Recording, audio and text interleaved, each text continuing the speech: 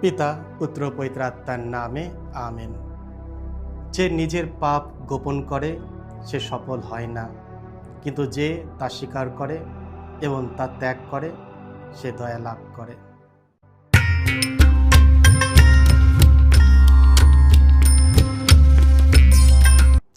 খ্রিস্টে আমার পরম প্রিয়জনেরা, আজ সেপ্টেম্বর মাসে 22 তারিখ সোমবার। আর আজকের ডেলি মান্না ঈশ্বরের বাণী প্রতিদিন নেওয়া হয়েছে লূক রচিত মঙ্গল সমাচার থেকে 8 অধ্যায় 16 থেকে 18 পদ। বাতি জ্বালিয়ে কেউ তা পাত্র দিয়ে ঢেকে রাখে না, বা খাটের তলায় রেখেও দেয় না। তা রেখে দেয় বাতিদানের, যাতে বাড়ির ভেতরে যারা আসে তারা যেন আলোটি দেখতে পায়। লুকানো এমন কিছুই নেই যা একদিন বেরিয়ে পড়বে না, গোপন এমন কিছুই নেই যা জানা যাবে না, যা আলোয় বেরিয়ে আসবে না। তাই তোমরা যে এখন কিভাবে এইসব কথা শুনছো সেই বিষয়ে সাবধান থেকো, কেননা যার কিছু আছে তাকে আরও বেশি দেওয়া হবে, আর যার কিছুই নেই তার যেটুকু আছে বলে সে মনে করে তাও তার কাছ থেকে কেড়ে নেওয়া হবে। এই হলো প্রভু যিশুর মঙ্গল সমাচার। প্রভু যিশু তোমার মহিমা প্রচারিত হোক। লুকানো এমন কিছুই নেই যা একদিন বেরিয়ে পড়বে না, গোপন এমন কিছুই নেই যা জানা যাবে না, যা আলোয় বেরিয়ে আসবে না। লূক 8:17। যিশুর এই কথাগুলি আমাদের মনে করিয়ে দেয় যে ঈশ্বরের কাছে কোনো গোপন নেই। তিনি সব কিছুই দেখেন, তার দৃষ্টি থেকে কিছুই আড়াল করা যায় না। সামসঙ্গীত 139 ঠিক এইভাবেই বলেন, তুমি তো আমায় জানো অগ ভগবান, তলিয়ে দেখেছো তুমি আমার অন্তর। আমি কখন যে উঠি কখন যে বসি তুমি তো সবই জানো।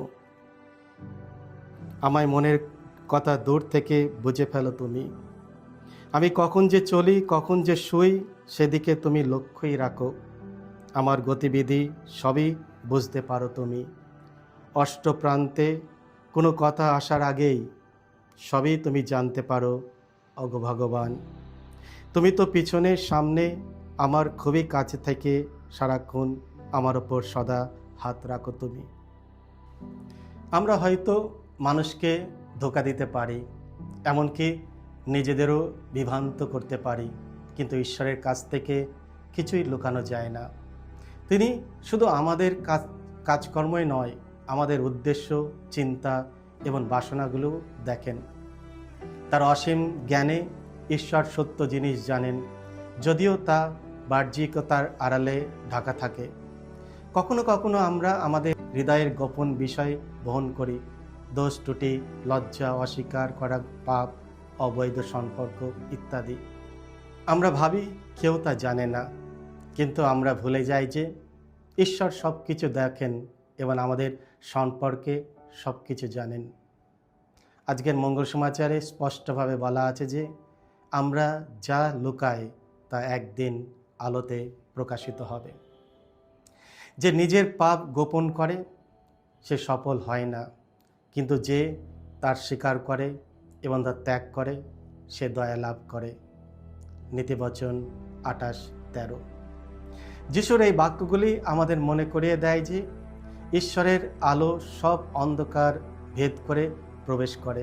যা কিছু ভালো, সত্য এবং সঠিক একদিন অবশ্যই প্রকাশ পাবে, যতই পৃথিবীতে ঢেকে রাখার চেষ্টা করুক না কেন। মন্দ, মিথ্যা এবং অবিচার কিছু সময়ের জন্য শক্তিশালী মনে হতে পারে, কিন্তু ঈশ্বর তার চিরকাল টিকে থাকতে দেয় না। অবশেষে সত্যের আলো সব কিছু প্রকাশ করে দেয়। অন্যদিকে এটি আমাদের জন্য একটি চ্যালেঞ্জ। এটি আমাদের মনে করিয়ে দেয় যে ঈশ্বর আমাদের হৃদয় দেখেন এবং আমাদের সব কিছু জানেন। আমাদের কাজ, চিন্তা, উদ্দেশ্য, তার কাছ থেকে কিছুই গোপন নেই। আমরা যে পাপ গোপন রাখতে চাই তা অবশেষে প্রকাশিত হবে, এই জীবনে হোক বা আগামী জীবনে। ঈশ্বরের আলোতে যারা বাস করেন এবং তার সত্যের সন্ধান করেন, তাদের জন্য রয়েছে মহান স্বাধীনতা ও আনন্দ। যারা ঈশ্বরের কথা শোনে এবং তার কণ্ঠস্বর মান্য করে, তারা তার কাছ থেকে আরও পায় জ্ঞান, দিক নির্দেশ, শান্তি ও আশীর্বাদের প্রাচুর্য। তাই যিশু আমাদের আহ্বান জানান সততার এবং স্বচ্ছতার সঙ্গে জীবনযাপন করতে, আলোর সন্তান হয়ে আলোতে চলতে।